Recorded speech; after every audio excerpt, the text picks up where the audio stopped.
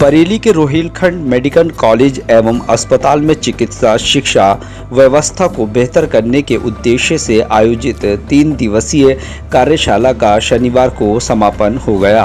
कार्यशाला के आखिरी दिन नेशनल मेडिकल काउंसिल की ओर से जारी नई नियमावली और शिक्षा के तौर तरीकों के बारे में बताया गया। 5 अगस्त से शुरू हुई कार्यशाला में मुख्य रूप से चिकित्सा शिक्षा से संबंधित रिवाइज्ड बेसिक कोर्स के बारे में जानकारियों पर चर्चा की गई।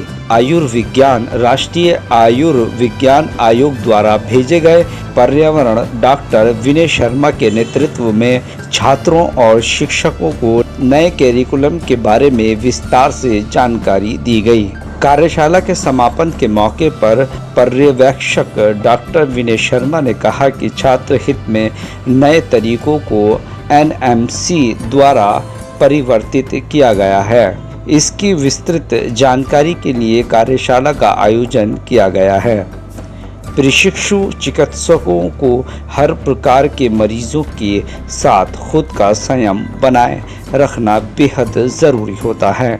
मरीजों का बेहतर उपचार करने के लिए ज़रूरी है कि उसकी पीड़ा को ठीक से समझा जाए। लिहाजा आयोजित कार्यशाला में इस बात पर भी जोर दिया गया। फार्माकोलॉजी विभाग की विभाग अध्यक्ष डॉक्टर शालिनी चंद्रा ने कहा कि एनएमसी द्वारा चिकित्सा शिक्षा के लिए निर्धारित किए गए नए तरीकों के बारे में खास तौर से कार्यशाला में बताया गया। इसके अंतर्गत शिक्षकों को छात्रों के मूल्यांकन के तरीके के बारे में जानकारी से अवगत कराया गया। कार्यशाला का उद्देश्य है कि यहां से पास होकर निकलने वाले चिकित्सक के उच्च शिखर पर नाम रोशन कर सकें। लिहाजा उनकी मरीजों से बातचीत की शैली और बेहतर देखभाल के लिए कार्यशाला के जरिए प्रशिक्षण दिया जा रहा है, ताकि मरीज की उपचार की क्षमता को बेहतर तरीके से निखार सकें। ये एक वर्कशॉप है जिसमें टीचर्स को नए कैरिकुलम और नए इम्प्लीमेंटेशन के बारे में ट्रेनिंग दी जा रही है। 3 दिन तक ये ट्रेनिंग चलेगी। That's a great training. Teachers, this is a training of teachers. That's a great training and it's going good in this college. Very nice.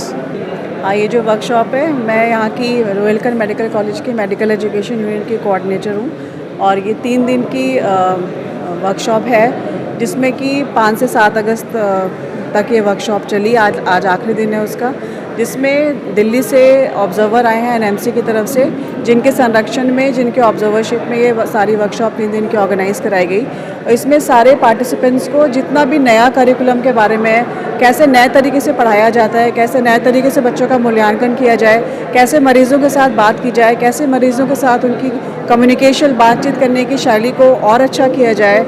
Doctors के में इफ़ेक्टिव डोमेन, उनका जो सहानुभूति वाला पार्ट है और जो बातचीत, उनका एटीट्यूड, कैसे मरीज़ों के साथ उनको और अच्छे से बात करनी चाहिए, सब अपनी तरह से पूरी मेहनत करते हैं। लेकिन अगर थोड़ा सा अभी तक जो भी उन्हें सिखाया जा रहा था हमारे एमबीबीएस के बच्चों को, वो कई चीज़ें वो अपने आप सीख रहे थे, जैसे कैसे बात करना है, कैसे मरीज़ों से बातचीत करनी है, आपस में कैसे इंटरेक्शन करना है, तो वो हमें अपने सीनियर्स को देख के सीखते थे।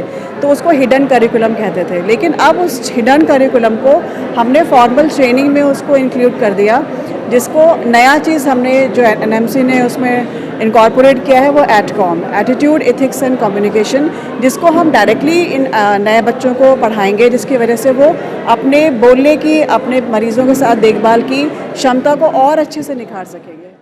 ये जो revised basic medical education workshop हो रहा है, ये मेडिकल कॉलेज के टीचर्स को सेंसिटाइज करने के लिए हो रहा है कि जो एनएमसी ने नया competency based medical education implement किया है, उसमें हम अपने जो अंडर ग्रेजुएट मेडिकल स्टूडेंट्स हैं, हम उसको कैसे ट्रेन करें, किस तरीके से उनकी टीचिंग लर्निंग सेशंस हों, कैसे हम उनको एसेस करें कि वो proper Indian medical graduate with adequate competency सीख के निकलें और वो डॉक्टर्स हमारे सोसाइटी में, हमारे समाज में जो कम्युनिटी लेवल की जो हेल्थ नीड्स हैं उसको फुलफ़िल कर पाएँ।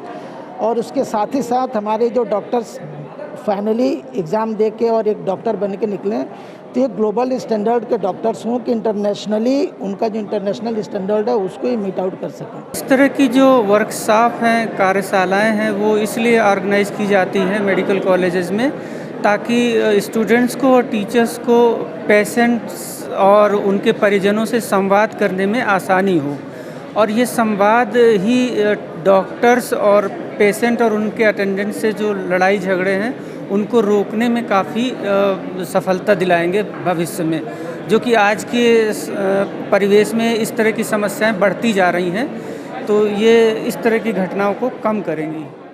I think we are following the traditional method of education since long time, and now this medical education has taught a versatile change that medical education should not be teacher centered, it should be learner centered, and the teacher should not be an authoritarian, should be a facilitator. So that is the key message I have taken from here. हाँ, आज workshop हम लोग सीख रहे हैं यहाँ पे कि मेडिकल एजुकेशन में जो नए नए चेंजेस आए हैं, जो नए करिकुलम के हिसाब से, तो वो हमको यहाँ पे जो ट्रेन फैकल्टी है और ऑब्जर्वर आए हैं एनएमसी से, तो उन्होंने हमको पढ़ाया कि क्या क्या हमें नई नई चीज़ें आई हैं करिकुलम में, कैसे हमको करना है, असेसमेंट के मेथड्स जो हुए हैं, जो टीचिंग के मेथड्स हमको एम्प्लॉय करने हैं, जो हमें अपने टीचिंग में लाने हैं, वो सब हम लोग सीख रहे हैं। उसी की रिलेटेड ये वर्कशॉप भी है। तो यहाँ पे हम लोग क्लिनिकल असेसमेंट कैसे करना चाहिए वो हम लोग सीख रहे हैं, जो अभी यहाँ पे कर रहे हैं हम लोग। तो बहुत ज़्यादा फ्रूटफुल है, बहुत इसमें हम चीज़ें गेन कर रहे हैं कि नई जो एजुकेशन पॉलिसी हमारी मेडिकल एजुकेशन में आई है, तो उसके बारे में